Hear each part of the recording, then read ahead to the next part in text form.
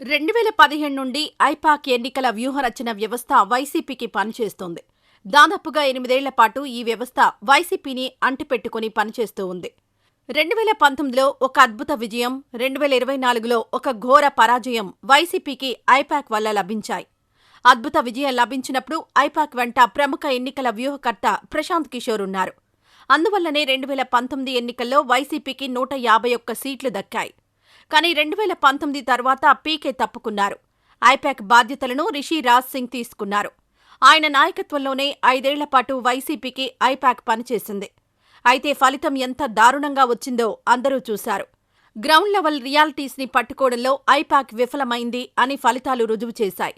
వైసీపీకి ఎదురులేదు, తిరుగులేదు అంటూ నివేదికలివ్వడంతోనే అధినాయకత్వం అప్రమత్తం కాకుండా ధీమాకు పోయిందని, ఫలితంగా దారుణ పరాజయం మూటగట్టుకుందని అంటున్నారు. ఇక ఎన్నికల్లో ఓటమి తర్వాత కూడా వైసీపీ అధినాయకత్వం ఐపాక్ని నమ్మింది.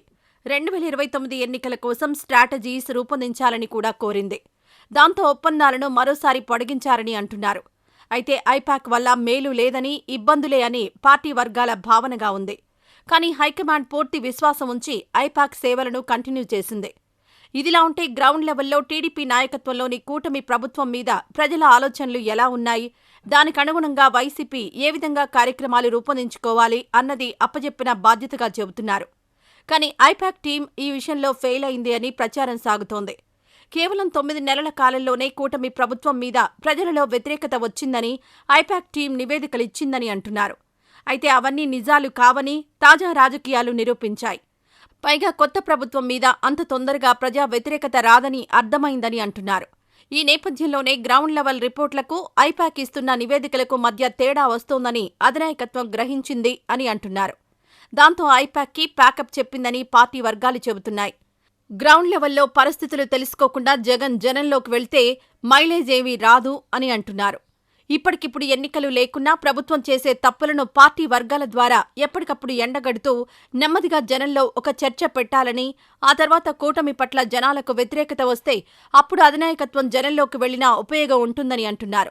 లాజికల్గా చూసినా, న్యాచురల్గా చూసినా ఇంత చిన్న మ్యాటర్ని ఐపాక్ మిస్ అయినట్లుగా ఉందని అంటున్నారు.